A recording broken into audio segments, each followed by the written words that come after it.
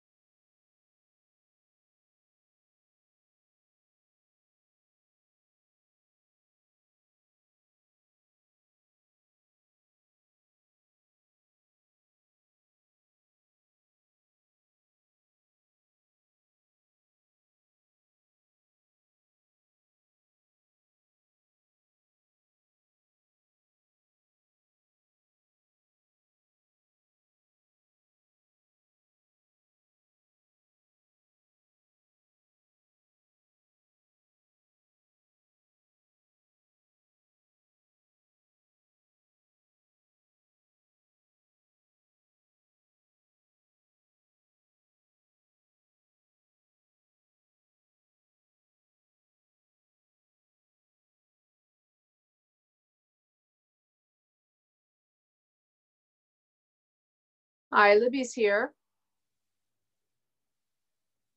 You're on mute, Libby. Can you hear me?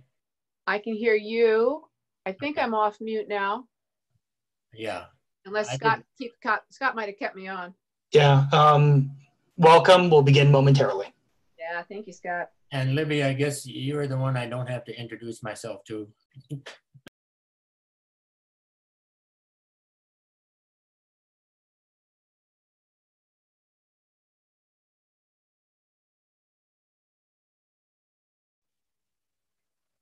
Can't hear.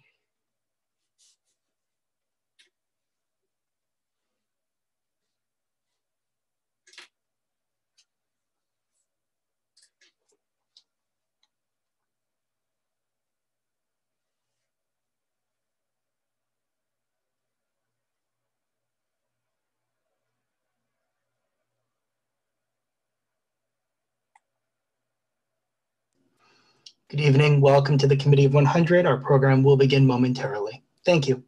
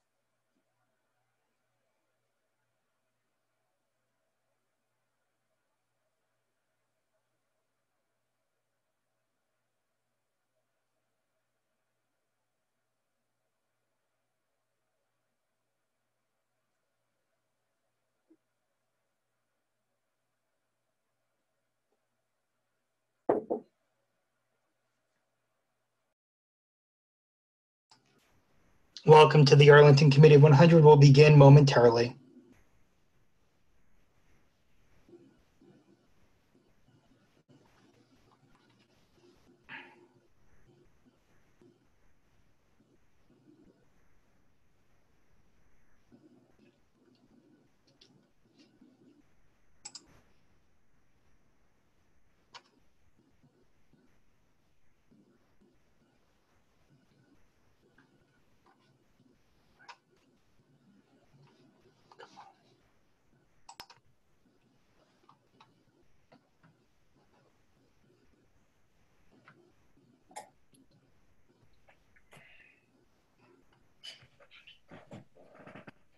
Are we live, Scott?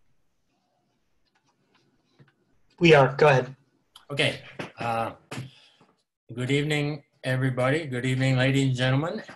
Yes, good evening to all 250 of you, because you are our largest audience ever for the Committee of 100. I'm Lynn Jewell. It's my privilege to welcome you and to our April 22, 2020 first video webinar program. Tonight's program is all about what our leadership in Arlington is doing during this COVID-19 crisis.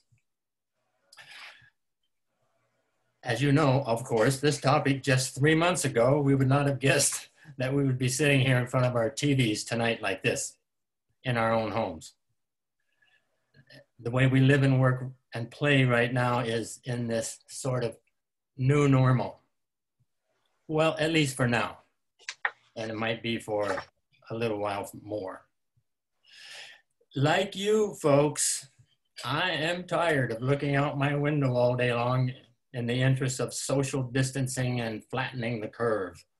Possibly some of you have noticed that cocktail hour starts a little bit earlier and lasts a little bit longer in the evening.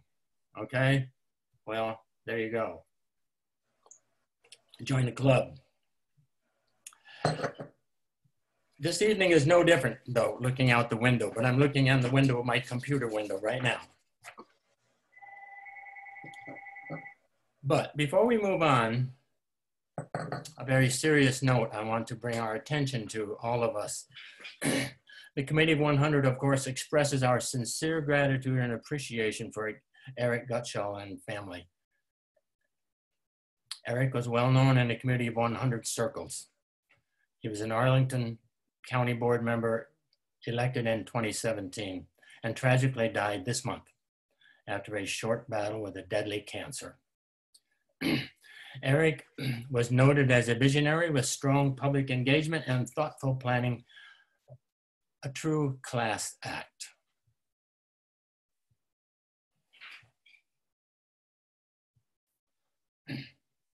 Thank you.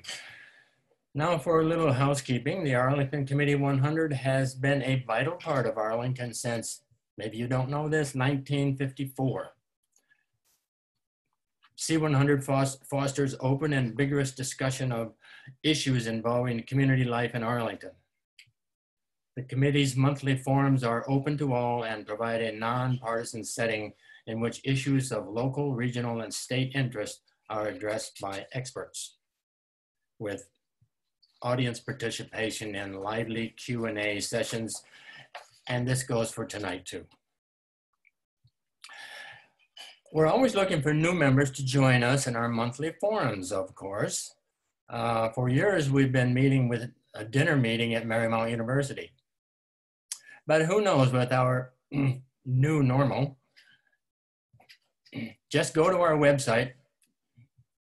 You can find it easily on Google Committee 100 or arlc100.org. You can find all the ongoing information you need. And you can find information of our next meeting, which is May 13, on criminal justice reform. We plan to conduct that virtually too. Okay, finally, there are many people who make this program happen.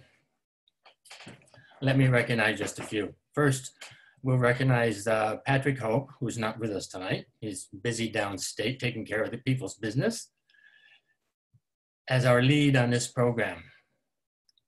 So Patrick, please stand up there in your office or wherever you are right now and take a bow. Production assistance behind the scenes mostly by Scott Pedowitz and Brian Marroquin.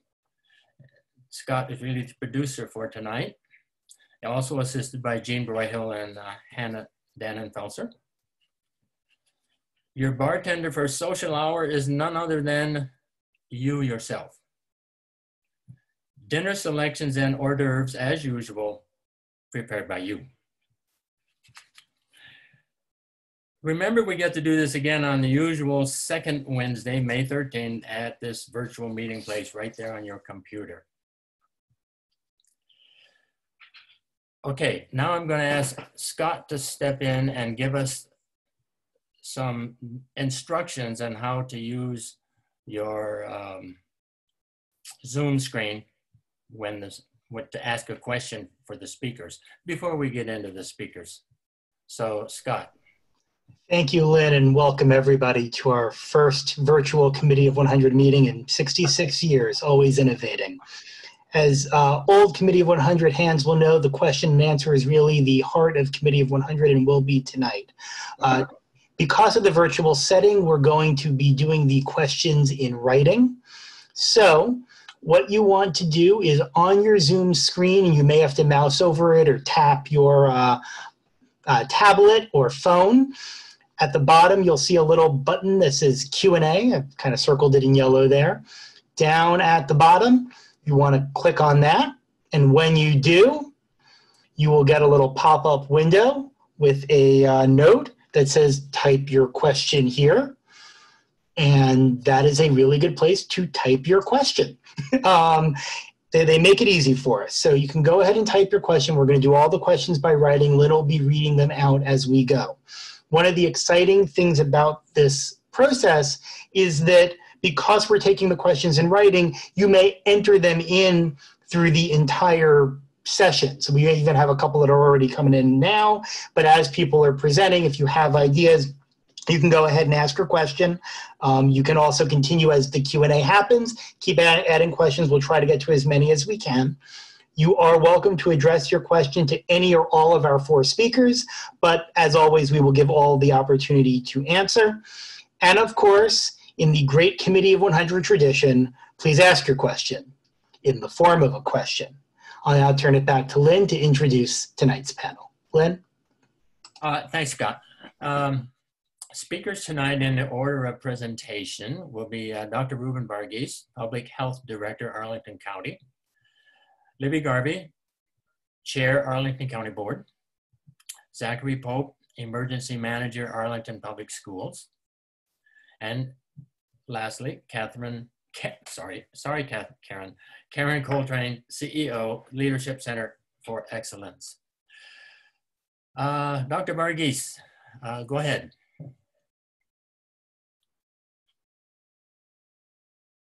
All right, thank you all. Thank you, Lynn, for this invitation, and to Delegate Hope for the invitation to present. And I'm glad that we have the opportunity to come before this committee to help understand and help the community understand better what is going on with COVID. My task in the next 8 minutes is to talk about how Arlingtonians can remain safe and healthy during this process. What I want to make sure you're aware of is that, and I don't know if the slide has come up yet. So I'm going to talk to you today about things you may feel you have heard 100 times already. And the reason why I'm re-emphasizing is these are the absolute cornerstones of our response to the coronavirus pandemic. We cannot succeed without your help in doing these things diligently. And the good news is Arlingtonians have been doing a good job so far, as well as people in the region. And we need to continue to take all the steps that seem to be slowing the spread. In other words, to flatten that curve. We are part of a region and the coronavirus is spreading in Arlington and in the region. And so we need to follow these steps I'm going to talk about again today. So I'm hoping it's on the second slide where it says steps you need to take. So, as you know, we continue to fight against the novel coronavirus. It is important for people to continue to stay at home. Every Virginia resident must follow the governor's orders and only go out when necessary. That is the best way to keep physical distance from each other, and we're the ones who have the germs at this point. What I remind people is it's better to assume at this point that you're not trying to protect yourself from getting the virus. It's more important to think about that we are trying to protect everyone else from us spreading it. I assume that every one of us at this moment could actually be carrying the virus and asymptomatically spreading it. Next on that list is everyone should keep continuing to keep their distance. This means social distancing of at least 6 feet when outside and in public places. And I know as hard as it can be, it is important to avoid handshakes, hugs, and kisses. Physical distance is one of the best solutions until we have a vaccine to actually physically get away from being at risk to get the germ. Wearing a face covering, and the terminology is important. I reserve the term masks for medical products like a surgical mask or an N95 that you're thinking about. Those should be reserved in public health assessment for those who have worked with respiratory clients and healthcare workers in those settings. What we're talking about here is a cloth face covering, which you can have no-sew versions or sewn versions, and we can talk about that in questions. But this is a good way to stop the spread. When you're outside in stores, while also keeping 6-foot distances as much as possible, wear these face coverings. It's a way to prevent a bulk of coughs and sneezes from actually leaving your mouth and nose and landing on someone else. We're trying to do everything we can to reduce how much actually leaves our body and lands on someone else or on a surface. Also in these moments, avoid shopping during peak hours. Use delivery or curbside pickup options when possible. You're going to hear it often, wash your hands often. Germs get on your hands, and I remember from a previous discussion, someone asked, why do you talk about hands when it's a respiratory virus? Germs on the hands, when they get into the eyes, nose, or mouth, those are the entry points for the germs to get into our body. That is why it's so critical. Soap and water is all that's necessary. If you get soap and water, do it for 20 seconds thoroughly, you're washing the germs off of your hands, which makes it impossible for you to pass germs when you need to touch your face. Cover your coughs and sneezes, but do so with your elbow like this or with a tissue. But if you use a tissue, you need to then throw away the tissue and then wash your hands, because remember, you're going to feel some of that on your hands, and that's the germ possibly. Regularly clean and disinfect high-touch surfaces every day. I want to make sure people realize cleaning means getting off a lot of the dirt, the big stuff. Disinfection is what actually kills any remaining germs and so on surfaces. So you want something that can both clean and disinfect, and EPA has many products that are listed. Finally, one thing that's not discussed enough is planning ahead. So you need to plan ahead, especially about how you're going to get support and support others in our community if they get ill. Think of it as a two-buddy system in your neighborhood or your place of work. Social networks, faith-based groups, school or neighborhood associations who can help you if you have to self-isolate. A fancy term that when you get sick, you need to stay at home and focus on resting and have other people help you actually get the groceries or the medications you need to be able to stay at home. And I'm going to get into this in the next slide, so we can move on to the next slide. So what Arlington has done, you should be receiving this week the materials that I'm focusing on in the next 3 slides. The first slide is a letter from myself and the Director of Public Safety Communications and Emergency Management, Aaron Miller, and it's in a sense reviewing what I've already told you about, that we are doing a good job and we need your continued help. The coronavirus is still spreading, and we expect more people to get sick or have symptoms, or you'll have contact or close contact with someone who's sick. And so we need you to keep practicing the safety measures I just talked about and plan ahead so that you can actually stay at home successfully if you're ill or if you're a close contact. And we're going to go into some details about what's on each of the next 2 slides. Can we go to the next slide? I'm not expecting you to be able to see this very well at home, but rest assured you should be getting a copy of this. It's being sent to every household in Arlington in English and Spanish, and it's also in 4 other languages on our website. And basically it's telling you steps to slow the spread of COVID-19. It's telling you that it's a respiratory virus that can spread from person to person. And if you follow these steps, you can take care of yourself and prevent the disease spreading in your home and community. So it reminds us of what the symptoms are, which can include fever, cough, or trouble breathing. And a reminder, it can be mild or severe. Symptoms may occur 2 to 14 days after you may be exposed to someone. But the important point is not everyone needs to be tested for COVID-19. It doesn't change treatment except in very rare circumstances, which would happen if you end up being hospitalized, at which point they can test. Most people have mild symptoms and be able to recover at home. It tells you what to do if you're sick and have symptoms. Golly gee, it seems very similar to some of the other things we've done. Stay at home, monitor your health, wear a face covering, cover your coughs and sneezes, wash your hands often, because you may be living with people in your household who don't need to get this as well, and you don't need to be spreading things. Clean and disinfect high-touch surfaces every day. Do not leave home until you're fever-free for 72 hours without the help of medication, and at least 7 days have passed since your symptoms first appeared.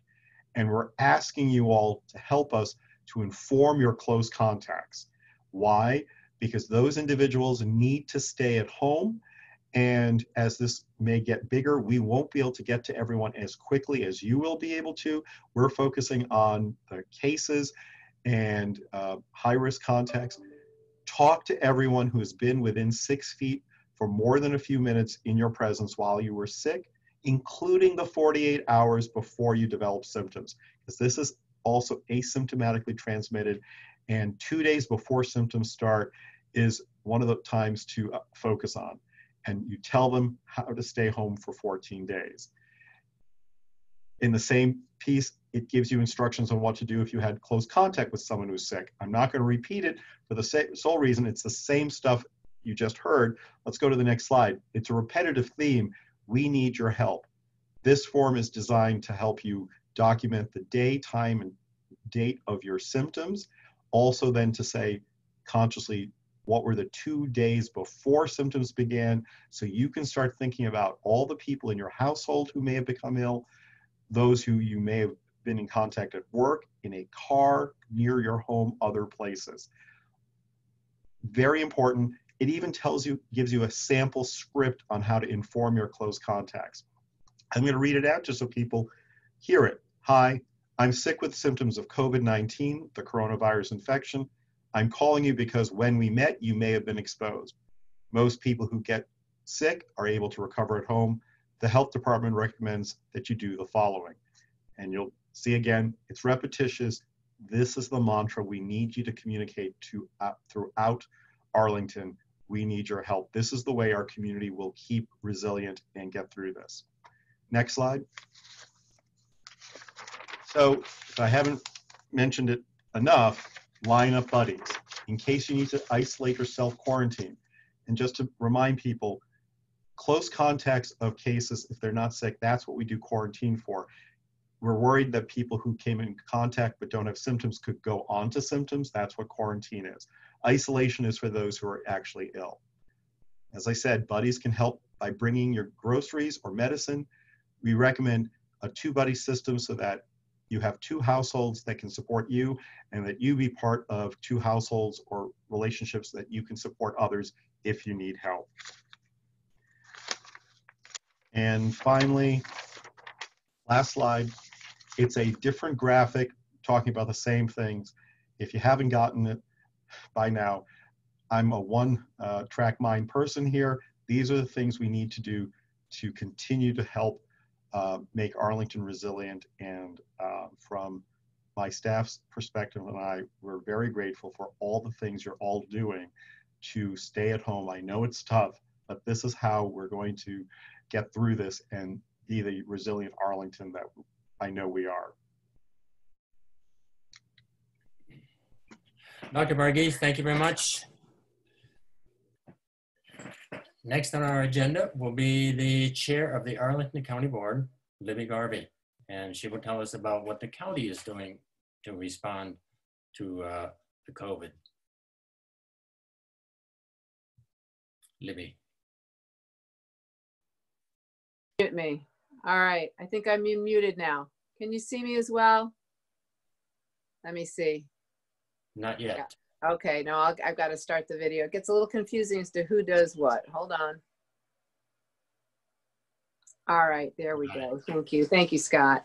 Lynn, I want to thank you for having this and putting it together. I know, you know, you had a lot of help with it too, but this is really great, very important. And thank you for the kind words about Eric Gutschall. We miss him terribly. We are looking at some ways that the community can help remember Eric and support his family, but we'll be announcing those as we get them kind of firmed up. So thank you for that. It's been a very hard year for Arlington in many ways. So we've got Dr. Varghese talk a little bit about what we're doing, and he's actually absolutely key to the work we do. Everybody thank Dr. Varghese whenever you get a chance. He's been working full out, I think, since January, because we have seen this coming and been preparing since then. Obviously, the COVID-19 pandemic poses an unprecedented medical and economic emergency. We've really never faced anything like this. I don't think anyone alive today has. I'm not quite ready for that slide, but that's all right. You know, this is not the great, we had a great recession, we had 9/11, but this is really very different. In a matter of weeks, we went from a county where fewer than 24 people filed for first-time unemployment in a week to a county where thousands did.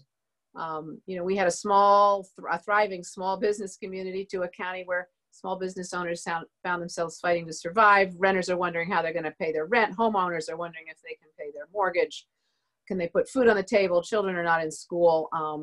But this, your government, and I think the whole Arlington community is really rising to the challenge, which in a way is the sort of silver lining. Next slide, please. So as Dr. Varghese said, you know, flattening the curve, you know, our priorities, these are sort of a general summation of them. Flattening the curve is absolutely crucial. We've got to make sure people have food to eat and a roof over their heads, and trying to keep the survival of our businesses going. This virus, as we've all seen, is killing hundreds of thousands of people worldwide. And we've had a little, I think about 600 confirmed cases in Arlington. 20 deaths at the moment. Our hospital our supplies in the hospital that we've got is all right so far. I think everybody's doing a lot to flatten the curve. That's helping. But there is no vaccine, there is no cure, there's no treatment, and that's why we are continuing to push for 100% compliance with the governor's stay-at-home order. We are asking now, and may soon require, people to wear face coverings, not the fancy mask necessarily, but some sort of covering over your face, which helps a lot. Of course, asking people to stay at home as much as possible. If you go out, maintain distance, wear a mask. And then, as Ruben finished up, identifying buddies is really important for resiliency. So our goal, our overall goal, is to come out of this stronger than ever, I hope. But it's going to take us a while to get there. Next slide, please. Thank you. So it is really amazing what is going on now, and we're going to hear from Karen Coltrane later, but the volunteer efforts, the county efforts are really very heartening to me to see what is going on. And I will say essentially, which I kind of touched on before, is really three major focus areas that I've got right now as chair of the board. One is doing everything I can to make sure that we've got sufficient medical care for everyone that needs it. Two, that everybody's got food and shelter. And three, that our small businesses survive. And that's kind of the general overall focus areas that I've got. We are consulting a lot with the region and the governor and trying to figure out when and how to open up. But we've just started those discussions. And again, I think Ruben and I will probably start sounding like you know, you'll get tired of hearing the same message over and over again. The point is, we got to stay home and stop the spread of this disease, and that's the most important thing people can do right now. We are working hard to strengthen our social safety net, expanding it, and we've always had a pretty good social safety net, and never have I been so pleased that we've got that, because it's given us a really good structure to build on. On feeding people, we are partnering with our public school system and working with a newly formed cooperative for a hunger-free Arlington. That's headed up by Abby Raphael, my former colleague on the school board, and Diane Kresh, who's the chair, the head of our, director of our libraries. Two dynamite women bringing together and coordinating what we've got going on in the county, in the schools, nonprofits, and just trying to make sure we get food to everybody who needs it. And we are providing more and more support. One of our earlier things that we did was give an extra $100,000 to Arlington Food Assistance Center. They are really the backbone of our feeding effort, and we'll probably be giving them more. We are doing a lot to try to keep people housed, increasing rental assistance funding and emergency funding. The number to call if you know anybody who needs help is 703-228-1300. Again, 228-1300, and that's for help with food, with housing, whatever. We have, of course, I think the state actually has suspended evictions. We have sent a letter to all landlords asking them to show maximum flexibility for people who are late with their rental payments, and actually to make sure that they know about the assistance that we will provide. We have been creating an emergency grant fund to supplement and actually do carryover till the federal funds get here to help our small businesses continue. Biz Launch team is working overtime to help small businesses. Everybody's chipping in. I think our bids, our business improvement districts are talking about chipping into this fund. And we are doing everything we can to try to provide webinars, consulting services, money, and relief that we can. We're encouraging people to support restaurants we're helping them offer curbside pickup and delivery, and encouraging residents to support local businesses, purchase gift cards. There is the Arlington Can Do website that'll help to connect you up with folks. Encourage you to look at that on our website. And then, as I think I mentioned, easing regulations for curbside pickup and such. Next slide. So, of course, there's a pandemic going on, and it may not be our prime focus, but even in the midst of pandemics, roads have to be repaired, police and fire service must continue, street lights and traffic signals need to work, and we are working to continue to maintain our essential services. Police, fire, water, sewer, street lights, traffic lights. We're still picking up the garbage, recycling and yard waste are still being picked up at the curb. We're working to make sure our workers stay safe. They are required to maintain social distancing, wear masks, and wash their hands frequently. We have done a lot to try and move our business to online, as you all are doing here, which is great. And if you've seen with our meetings, we are holding our meetings virtually. Tomorrow actually is our hearing on the budget, public hearing on the budget, and you are welcome to participate in that. Be somewhat similar to how we're going to be working through this meeting. One of the things we're spending a lot of time is, just to sum up at the end, is that you probably everybody would assume, is regional coordination and cooperation. The COVID-19 virus really has made it so clear there really aren't boundaries when it comes to some issues like a disease. And we are working hard with the Council of Governments, the Northern Virginia Regional Commission, the Governor's Office, with our state and federal delegations. Never have I been on so many conference calls with so many other elected officials at all different levels. I've got a bi-weekly call, 2 calls a week with my colleagues in the region. Had several calls with our congressmen, with our senators.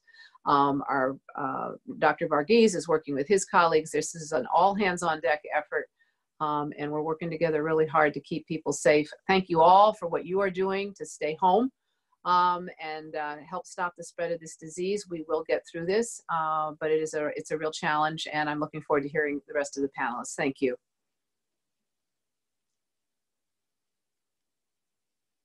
Tells me that I need to give longer introductions so he can queue up things. So Zach, just stand by for a minute. Libby, tell me about your day at home. Are you staying at home like the rest of us? That's a good question. Pretty much. So my day at home, you see a little corner in my house that I've tried to get lighting correct so I can do, and I've got the cameras at the right level. I was actually late almost getting to this because I was in a leadership meeting virtually with the superintendent and my 2 school board colleagues. Earlier I did a town hall. Scott helped with that too, with the Chamber of Commerce. I've been doing briefings with my staff to get ready for meetings that I've got coming up. It's pretty steady. I thought at first that if I was at home and didn't have to run around so much, it might be a little more relaxing. Actually, I think in some ways the opposite is true. Probably anybody will tell you that. It's really constant back to back to back to back to back. And there's a real intensity, I think, to these kinds of meetings. I suspect you're finding this too, Lynn. I'm used to being able to see people, and it's hard for me not to get the feedback from everybody out there. I'll look forward to hearing questions and things, but it's, you know, you're speaking to a camera, but you got to remember people see you as if you're speaking to them. So it's a little bit of a performance art that we're all trying to master. And as I say, doing a lot of coordination with the leadership in this region. I think we are very blessed here in Arlington. Our staff is incredible. I gave a shout out to Dr. Varghese, our manager, Mark Schwartz, our budget team. We took a 410-page budget and pulled it down to 13 or 12 or 13 pages that we're going to try to get through and have a budget that we're adopting April 30th, even though we don't know what our revenues are going to be or our expenses. And actually it's done in a good way. Have I filled up enough time? I can see, Yes, thank you. I can see your face. I will stop now. Thank you. It's been an amazing experience. I'm getting frantic texts All right. from my Then producer here. Okay. I will stop there. Thank you. Next, good people. The emergency manager for Arlington Public Schools, Mr. Zachary Pope. Thank you. Take it over. Thanks, Len. And I appreciate the Committee of 100 allowing us to join the panelists tonight. The interim superintendent sends her regrets that she's not able to join us tonight. So hopefully I can do it justice in presenting what we're going through. So I want to just try to provide some overview and some thoughts around how Arlington Public Schools is responding to COVID-19 and specifically the pandemic. So next slide. So just a quick review, right before we closed, we're at 28,150 students. That is our enrollment right before the closure that occurred as a decision of the superintendent in consultation with the school board that occurred right before the governor's closure. So we're operating in a virtual environment at this point, but we've got quite the footprint of items that we need to remember in terms of 7,500 employees and 41 schools and programs that still have to continue to operate in some form or fashion. Next slide. So as we started this conversation back as early as January, Dr. Varghese and each of the schools, public health nurses and the school division's leadership really began talking about our communicable disease response, how that kind of intersected with the coordination with Dr. Varghese and his staff. And as it began to kind of daily become a concern, that conversation and communication really began taking off to make sure that we were keeping our students and our staff safe as long as possible before a closure was imminent. Next. So in response, like I said, as early as mid to late January, consistent with our plan, we started noticing some trends. Folks may remember that Fairfax had some Chinese exchange students that were visiting a middle school. We were very much up to date and speed on what we were tracking in terms of students that we were seeing traveling internationally, coming to us internationally, and making sure that we were coordinating not only with the State Department of Education and locally here with Dr. Varghese and other concerns, but also the State Department as those students that were evacuated from Wuhan potentially could end up in our backyard. Next slide. So currently, as we have been shut down since our last day in school was March 13th, meals and food insecurity has been kind of one of the biggest pillars of what we've been attempting to address on a whole scale basis. And so one of the things that the majority of our meals is kind of operated under is the USDA's programs and food sourcing. And so very early on, we adopted the Summer Food Nutrition Program, which is how the USDA is asking schools to operate under as early as Monday, March 16th, which is that first school day following our immediate closure. And looking at our initial modeling, for needing 2 distribution sites, which has now grown to about 7. And so we're looking at about 5,600 meals that are being distributed between those 7 sites, which we are in conversation with our partners and are proportionately looking at those items. And the reason why we chose the sites that we did is there's a direct intent to be accessible regardless of transportation availability. So we're talking about walkable schools for the largest portion of those students and families who were already in need at the time that we knew that. Next slide. Instruction, next kind of priority that schools should be focused on during this pandemic. Because of the closure of the schools, the remainder of the school year became this operation that we call continuity of instruction. And so the Department of Education has sent some significant guidance out to superintendents and school divisions using the primary focus as equity as a contributing factor to the decision of why APS chose to provide no new instruction, but remedial based instructions for students only. And so to break that down even further, as folks are aware, or may be aware, our students at grades 3 through 12 have a one-to-one device that may be an iPad or it may be a MacBook Air, and that they're getting instruction, both remedial and connections with instructional staff or school-based staff through those devices. And students at our pre-K to 2, who are typically provided shared devices on a normal school day model and not provided with a one-to-one devices, students are provided activities enrichment through ParentView, which is our portal where parents access report cards and other critical items in the school division.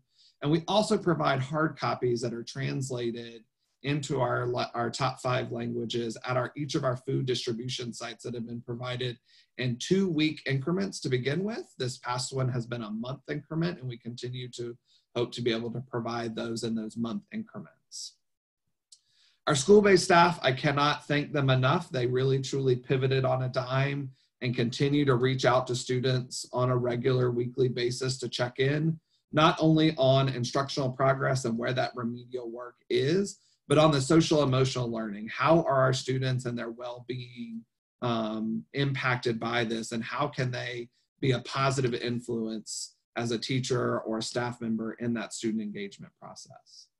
Next slide. Last 2 items and continue to be a focus for us. One is on our technology for those students who are provided one-to-one devices, always considered during the normal school day a concern of equity of access to the internet, both at home or while they're out. So there's been a significant work with Comcast and other companies to provide free essentials internet packages for all of our Title I school participants. And the school division is continuing to work to provide MiFi or hotspot devices using the Department of Education's model for those students who aren't eligible for a Title I item. And then finally, we continue, just as Libby said, and important for their staff, is that our staff is at home as much as possible, socially distancing, wearing masks while at work, gloves, etc. And so the majority of our operations, including registration and so forth, has moved to a remote platform. And we use Microsoft Teams. There was a lot of conversation initially about not using certain platforms or others. And Teams tends to be what we have chosen to use because of their need and meeting the educational standards for privacy and protection of our students as much as possible. Next slide.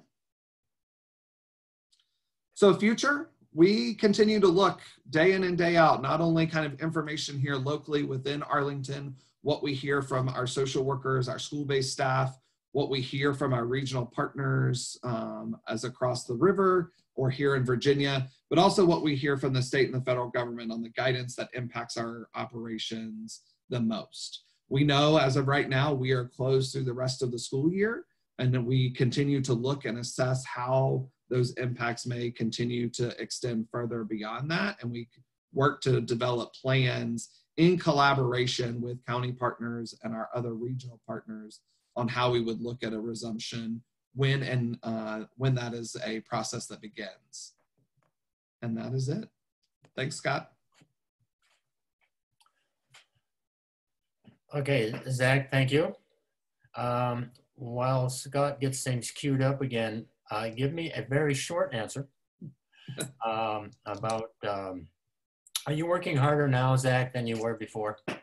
Absolutely. I will echo what Libby said. I feel like remote work, and I am day in and day out at our food distribution sites. I find myself working 10 times harder than what I would at the office, because there's something about that in-person, face-to-face communication that allows things to sometimes move a lot smoother. All right, thanks. Okay, now we have the CEO of the Leadership Center for Excellence speaking on what can Arlingtonians do to help others, and that's Karen Coltrane. Karen. Hi, Lynn. Thanks. I'm excited to be here, and I appreciate the opportunity, especially to talk about this topic. I think most people have heard of Volunteer Arlington. What I find is that a lot of times people don't know that that is a public-private partnership between the Leadership Center for Excellence and Arlington County. So, Lisa Fikes is the very able director of Volunteer Arlington, and she has put us through rigorous training just in case there's ever an emergency. And so when an emergency happens, Volunteer Arlington comes up and really helps the county with the keeping track of volunteers. That's important for federal reimbursements and donations and tracking all kinds of things, and just generally connecting and networking. So from that vantage point and working with over 250 area nonprofits, I'm happy to, Scott, if we can go to the next slide, just share quickly kind of what we're seeing, which is a significant increase, as you would expect in a wonderful community like Arlington, in interest in service. And we are seeing the focus on basic human needs, which is absolutely to be expected. I will share that as someone who came to this position out of the arts and museum side of the world, that is an area of our nonprofit sector that is not as supported right now. So I would just put a plug in that if you care about the arts, and that's something to remember as you think about your giving priorities. But obviously right now, the focus is on basic human needs, right where it should be. What we're seeing is a lot of resilience in Arlington's nonprofit infrastructure, and I think Libby Garvey mentioned that as well. And that is serving us very, very well right now. It's important to be able to serve the people in our community, to have that infrastructure in place, and it has been amazingly resilient thus far. The nonprofits that I talk to that are really, that are strong, are dealing with the reality of today while also planning for a very different tomorrow. I'm having some really rich conversations with leaders of nonprofits who are really keeping that dual focus. While they're busier than they've ever been serving the community, they are also very grounded in what's happening and how what's going on is going to change, quite frankly, how a lot of us do our business. Certainly from the volunteer side, we are seeing a reshaping of volunteerism. Face-to-face volunteerism is Dr. Vargas was explaining, is not what everyone can do right now for a lot of reasons. So it's being very creative and rethinking about how we use our nonprofit partners and infrastructure to help our neighbors in need. It also, I think, provides a great opportunity to educate. It's been interesting to see, we've taken a lot of calls into our office of people wanting to start nonprofits so that they can start to help feed people who are hungry. And it's very exciting to be able to share with them the wonderful resources that are already here and then plug them in. And that's been a really nice thing to be able to do for the citizenry who typically, maybe don't interact with the nonprofit sector in their day-to-day lives, and they're kind of becoming aware of what the community has to offer in that respect. And probably the big lesson that we're seeing early on is that leadership is and will be vital as we move forward. You barely have to open your eyes to see examples of good and bad leadership everywhere. And I think it really comes into stark relief at a time like this. And there is no doubt that the good work that has been done for years and years in Arlington is paying off right now for all of us. So I'll go to the next slide.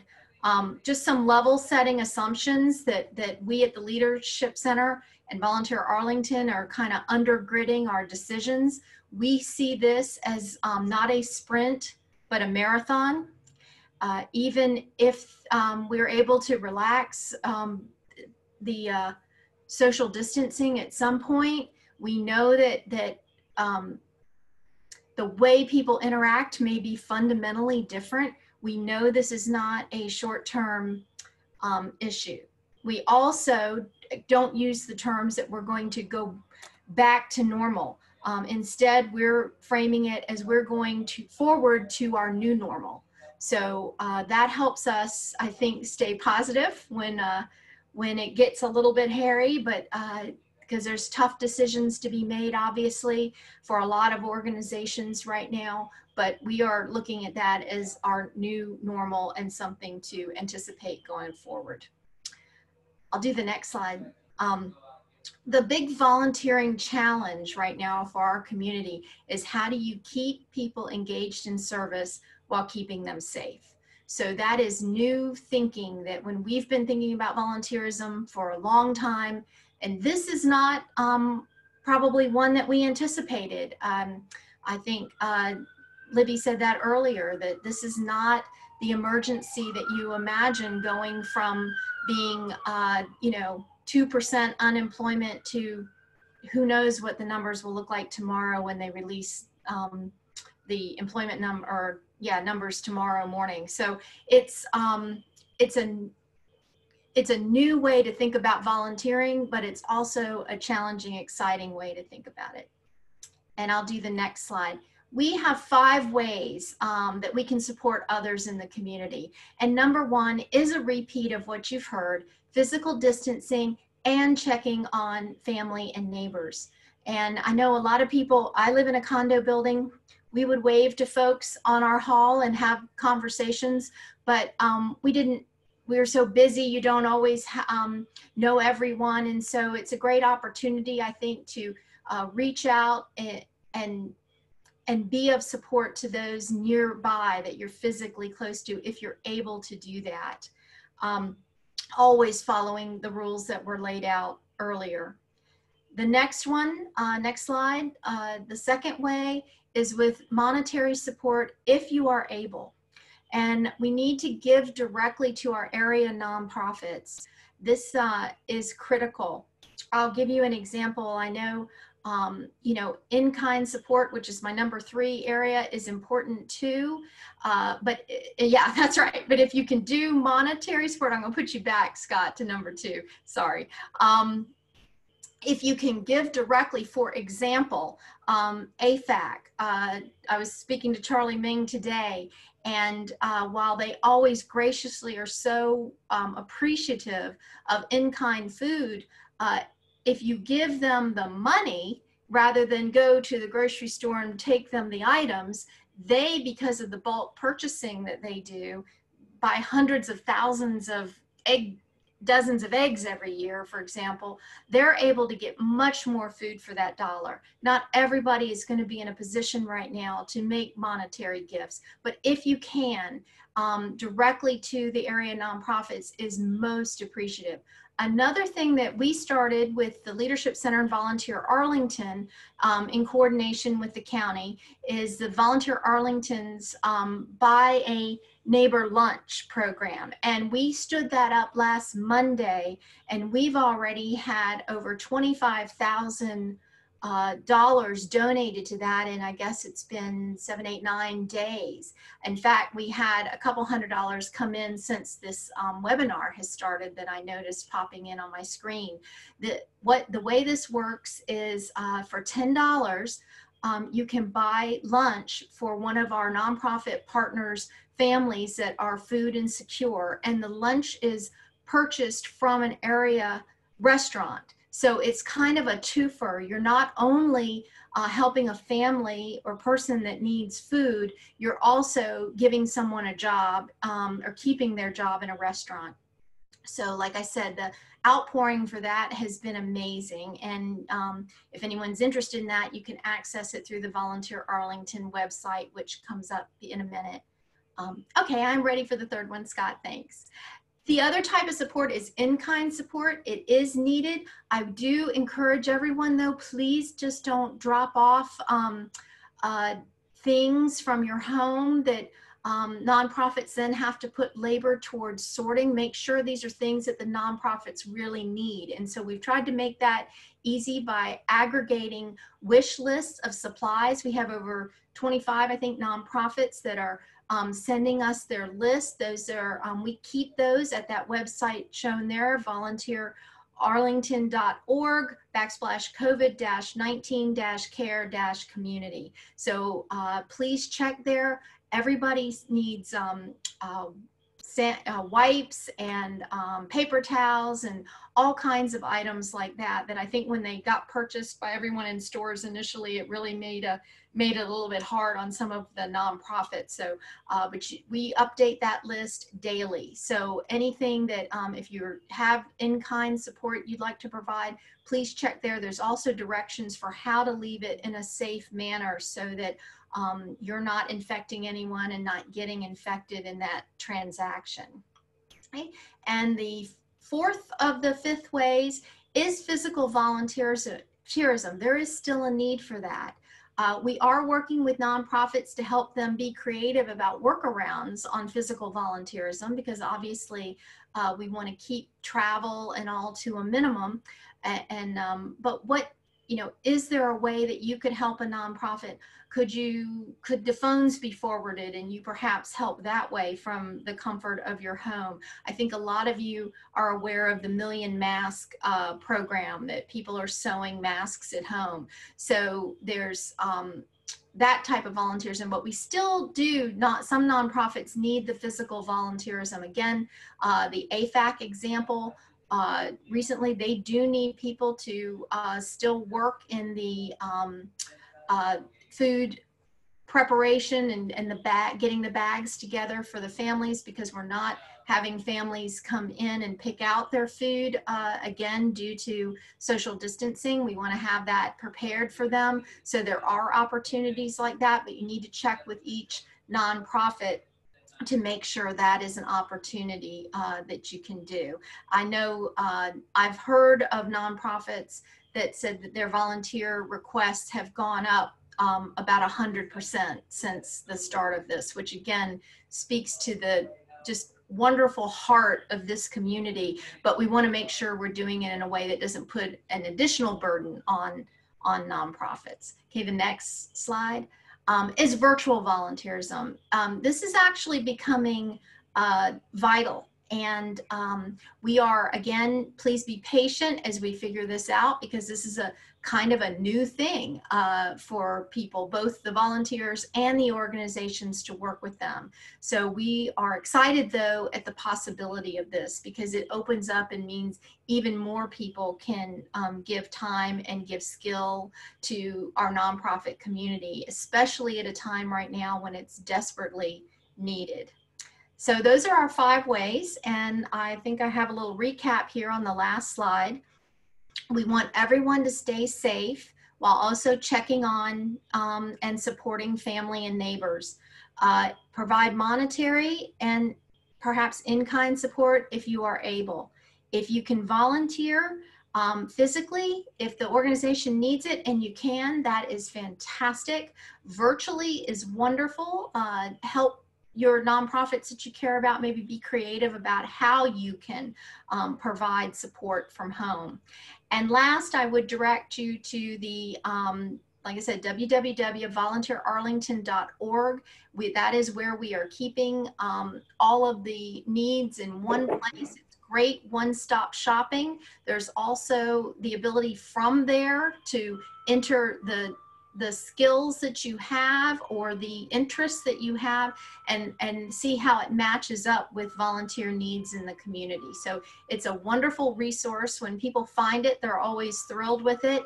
And especially during this time, it's a great way to help us, help you hone down what it is you might be able to do in the community and get you funneled to the organizations in need of what you can do. Thank you. Karen, and thank you, Ruben, and thank you, Libby, and thank you, Zach. All right. Now, for a Q&A. We're going to use the rest of our time for a Q&A, and there's a lot of questions that are coming up here, and I'm going to try to get at them, but I want to start with a very short one here to Zach, I think. What about, Ellen wants to know about graduation for the schools in June. Yeah, so I actually was just talking with all of the high school and program principals yesterday, and they are making efforts to do things virtually, at least in June, based on what we know the guidance is looking at for this point to celebrate our students. And so each of the high school principals are working with their school communities in the coming days to let them know what that'll look like. And then each of them are also committed to an in-person celebration when we are able to do that appropriately as needed when that lifts. So we definitely want to make sure that we celebrate our seniors and their accomplishments throughout their APS career and let them know that we are proud of what they are doing post APS. But right now we need to do that like we are doing today, some way virtually. Good. I've talked to some of the teachers myself, having been connected with the schools. They're working harder than before too. Absolutely. Just like each one of you have told me. And so this is hard times for people who have things to do and work. Absolutely. Like me, just looking out the window, right? Yeah, all Actually, I the don't do staff that are either. working very, very hard to not only support their families. Libby, another quick one if we can. Charles wants to know, and I would like you to repeat a couple of times very slowly that number that you gave that people could call. That's the first thing is. And the other one is, tell us about the hunger in Arlington. What's going on from a county point of view? Okay, the numbers is 703, of course, 228-1300, 1300. Okay, this is the regular school exchange, 228, right? Yeah, and county exchange. And then 1300. Yep. And we are sending that. You should be getting, I think, Ruben, Dr. Varghese talked to you about the mailing that's coming in. That number should be in that mailing. There's going to be a lot of information at mailing. It should include that number. And also a number people can call 228-7999 for questions about COVID. And that line is in, I think both lines actually are, people can speak both English or Spanish on those lines. Okay, then follow up on the hunger issues in Arlington. Hunger issues in Arlington, just in general. Well, the issue is we have long had people who are on the edge. And of course, as Zach was talking about, the free and reduced lunch, the students who've been getting lunches. So it's a pretty multifaceted question, and I'll try not to go too long. Sorry about that the last time. So we're trying to make sure that and working with schools to make sure that the children who need the free and reduced lunch get that. Those children are generally in families who are on the edge, and many times one or both parents have lost their jobs. So they're not getting money in. So they're hungry too. So a lot of times schools, and we're working with AFAC, the students may get the lunches and the breakfast, but the parents need actually a bag of groceries for the week. So there's that. So they're the folks that are generally on the edge, more and more tipping over the edge with those huge unemployment figures. And a lot of these people do not have large safety, funds to savings that they can use. Last then is to remember is people who are older and who are home and can't get out to the store. And we're finding people, they have resources that they don't have somebody. I've got a daughter who brings me my groceries, but not everybody does. So there are people who are not used to having issues that also need help. And then there, of course, we always have seniors. They're the congregate meals. Those are being delivered now. Meals on Wheels has been really stepped up, I think tripled in size. So anyway, I could talk more, but I'll try to stop right there. I hope that answers the question. It's multifaceted and it's getting larger all the time. Okay, and anybody else can chime in too who wants to, or I move on to the next question. I'll just add on to that. We are hearing those calls. And it's why I think I would encourage people to please check on neighbors. We had a woman from California call, I think it was yesterday, frantic because her parents are elderly here in Arlington and could not get a loaf of bread, and they just wanted a loaf of bread. And, could we possibly help make that happen? So, there's there's a lot of folks out there that are probably not in our safety net, that never thought they needed to be, and all of a sudden, and are not aware of what the resources are out there. So I think we have to, you know, if there's that house next door and you know it's an older couple and you've never really talked to them, you know, what we're seeing works well is to leave a note with a phone number, that you might be able to do that type of thing for them, to do, are they okay? Do they need groceries or a prescription picked up or something like that? If you feel compelled to do that, leaving a note is a nice way to do that and stay within the social distancing guidelines. And if I can just put in one more plug for the buddy system that Ruben described, we're really urging everyone in Arlington to have two people that they can call on to help them, because you never know when you're going to fall sick and you're not going to be able to get out and you're really feeling that you need somebody to be able to call on. Okay, thank you. John wants to know, to anybody, about testing. Everybody wants to know about testing, mass testing, contact tracing. What's Arlington doing about pursuing any steps? And John comments that nothing is coming over the hill, if you get the point. No, that would be a Dr. Varghese question. Sure. So let me put some of this in context. First of all, what has public health been doing? As Libby mentioned, the division has been actually working on this since January, following and gearing up. And for those who aren't aware, I'm actually right now in the Sequoia 2 building where the school health staff are. We're using both buildings at the DHS complex to run operations 7 days a week, basically 18 hours a day. And what we're doing is actually, when we get the cases reported to us, we actually call the cases to learn who they came in contact with and identify their close contacts. And if they're in high-risk categories, healthcare workers, or in certain settings, we pursue active monitoring those individuals. And the reason why we sent out the material that we did to the whole community is to start transitioning to focus on those high-risk folks, and that the close contacts in other cases can stay at home and do what's necessary to prevent the spread further. And so this is a massive operation of just contacting people and making sure that those who are at high risk stay in place. As we go down the curve, we may expand the operations further to even do more active monitoring. That's one part of the public health response. It would be terrific if we had more testing resources in our nation and the region. Unfortunately, that is not in our control in Arlington. That doesn't mean we're not trying to pursue ways to get more tests to ourselves, but it is a tough thing to do. Part of it is a supply chain, and let me help explain some of what goes on with that, Lynn, if you have a few moments. Yeah. So we need to first make sure that we use the terms correctly. There's what we need to collect the sample, and right now the best samples are done with what is a nasopharyngeal or oropharyngeal test, and you need a special type of swab that needs to collect that. They're in short supply. If you have those, you have to then send it to a lab, which is, there are a few of those, although they are increasing, and the labs have to have the chemical reagents to be able to run the test to detect the virus. The reagents are also in short supply. And then you have to make sure you've got the data systems to be able to report those results. And given that there are so few labs, initially when it started in the nation, some of you are familiar with the LabCorps and Quests of the world, the turnaround time was taking 1 to 3 days.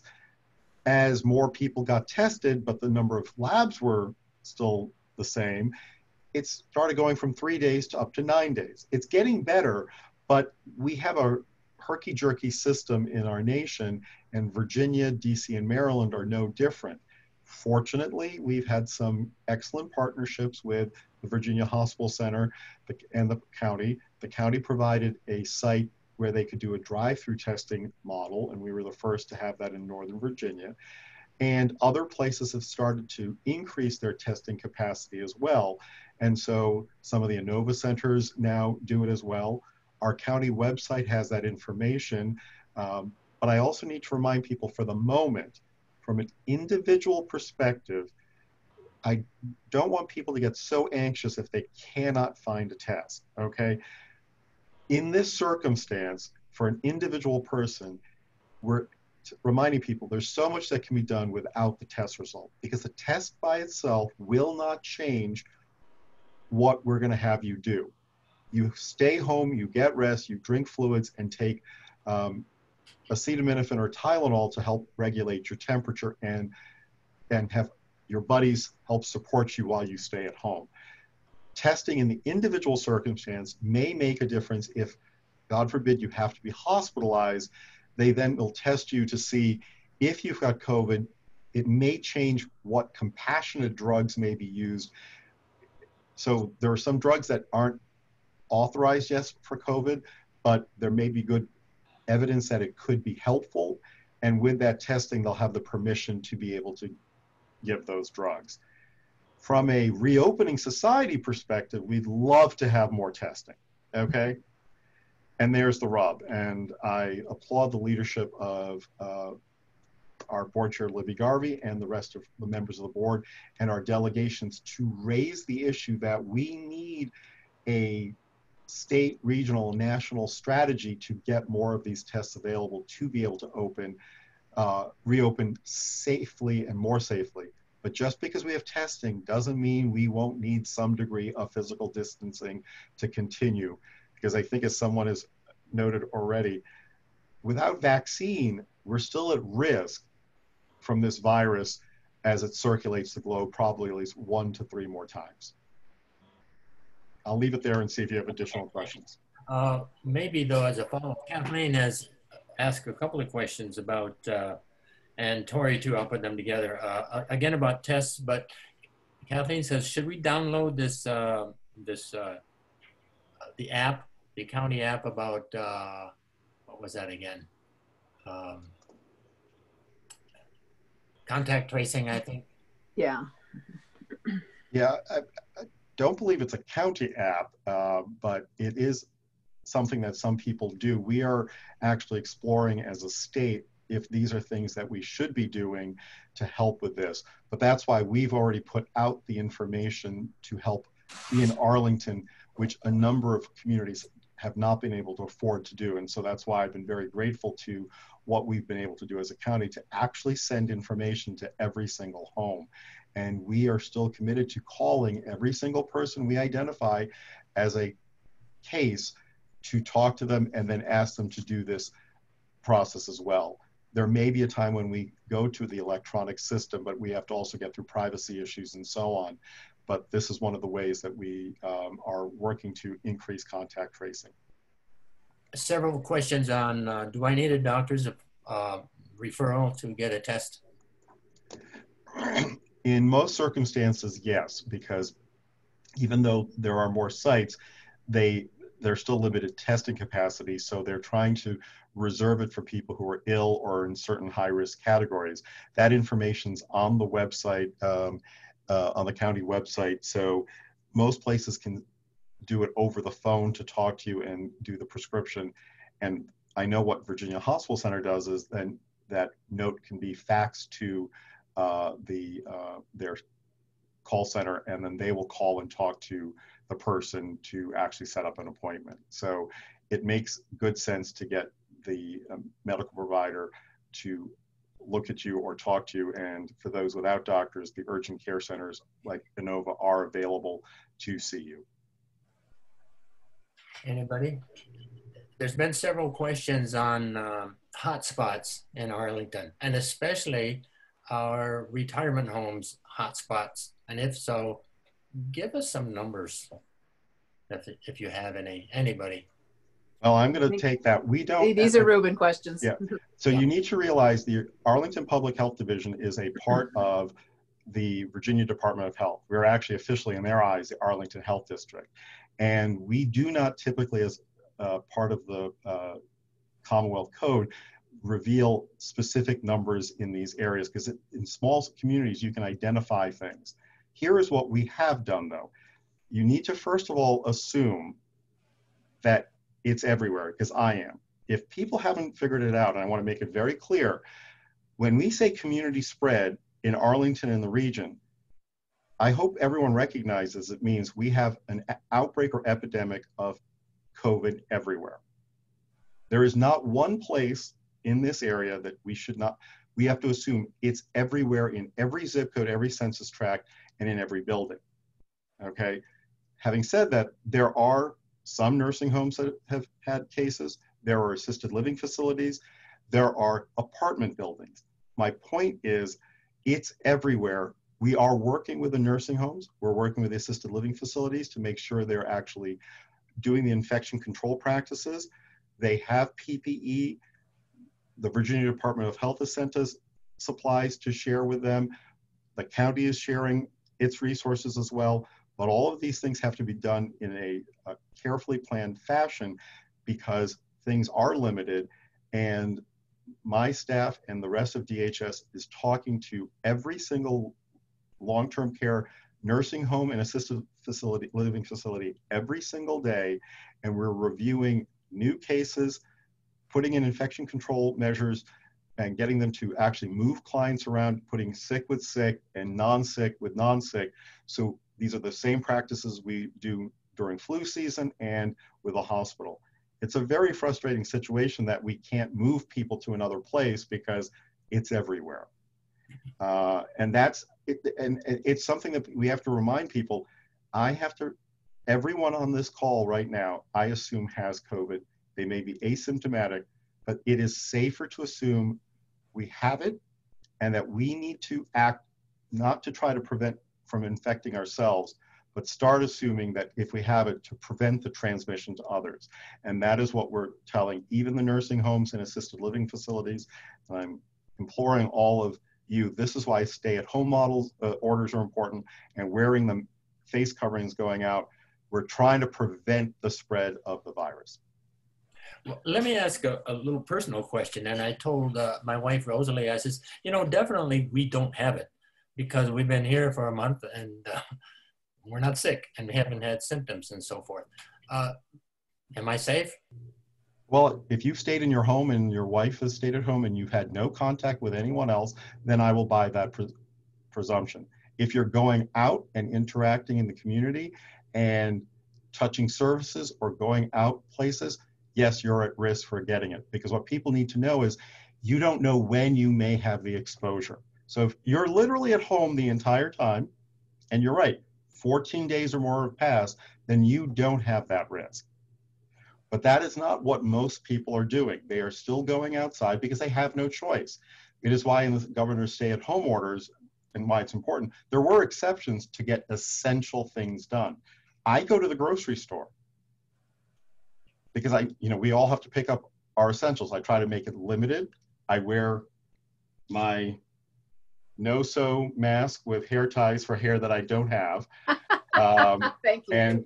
And wear this to the grocery store, to the gas station, to do the essentials, so I don't contribute the possibility of germs. I come to the office because I've got staff here, as I said, 18 hours a day, 7 days a week, to make sure that they get the support they need. But we're doing 6 foot distances or more even in there, and we're still wearing these because we know that the asymptomatic infection rate or transmission is possible. And so we assume everyone, unless they're like you, Lynn, have been home for 14 days and are not going to go anywhere and don't contact anyone, that the risk is there. Well, our grocery store has been Amazon, and Instacart. Anyway, now they're getting full. You can't do that. All right, another question here. Vlad wants to know when the Arlington County will open its parks, sports fields, and courts for safe family use. When we can. Can you hear me? Yes, explain. So part of the reason for, obviously the equipment and things, there are issues with it. Part of it is being able to monitor what's going on. And we are constantly revisiting these decisions. But for the time being, talking with our Parks and Rec staff, talking with Dr. Verghese, they are closed. We would like to be able to open things up. I can't tell you when, but I can tell you we really do look at it every week. People are constantly asking us. And when we think we can do that safely and not using up too many resources to do it, we will do that. Does that help? Does that answer a bit? It's Yeah. not the answer I think you wanted to hear, but that's the answer. Okay. Vlad, thank you. Bernardo has a similar kinds of question, and he's quoting Governor Northam's certain businesses are open and certain ones are not, and so he's asking about that. Yeah, you need to be a little more specific about that. I mean that, you know, there's some businesses, I guess I can assume he's probably what are the reasons for them, and I assume it's whether or not they're essential and whether they can be conducted without people coming into close contact with each other. He wrote a long question here, but the governor closed a few types of businesses, but left most others open. Those businesses can remain open if less than 10 people are present. Yes. Yes. Social distancing. Yes. So why can't all businesses do that? Well, actually, most businesses fall under that title, but their ability to actually manage that, Lynn, is part of the problem. They have to be able to financially survive to be able to have only 10 people at most in the building at any one time. That is not as easy as people think it is. And so each business makes those decisions for themselves at that point. The stay-at-home order is to really get people to stay at home, as you know. I know it's uncomfortable for folks, but that was the governor's decision, and it's been replicated elsewhere. It's one of the tried and true ways to prevent germ transmission when you keep people apart. I know it's unpopular. I would love to be able to go dine in restaurants rather than get a takeout occasionally. I'd love to be able to go back to the mall and get my hair cut, but I'm not going to be able to do that for a while, which is why I bought clippers, and I think they're at home today. We'll see what I look like tomorrow. Okay, folks, and I'm sorry this is sort of focused on the good Dr. Varghese and the good chairwoman Libby, but here, that's the way it is. Timon wants to know if he's heard tests aren't very accurate, false positives and false negatives. What about those tests? Yeah, that's a Dr. Varghese question, and it's totally appropriate to have Dr. Varghese. He is a wonderful resource to us. So, Ruben, take it away. All right. So all tests, when they first come out, always have these issues about false positives and false negatives. I don't think people are aware when you get your liver function test done during the years and so on, if you've got certain conditions, they have some of the same issues. They've just over time gotten so much better that false positives and false negatives become less and less of an issue. So with new tests, the CDC test was at 95% so that you would have only a 5% chance essentially of false positives or false negatives. Some of the tests that have been done under the emergency use authorization, which FDA is doing, they're trying to get things out as quickly as possible, but when that happens, sometimes they may not be as effective as the CDC test where they had more time.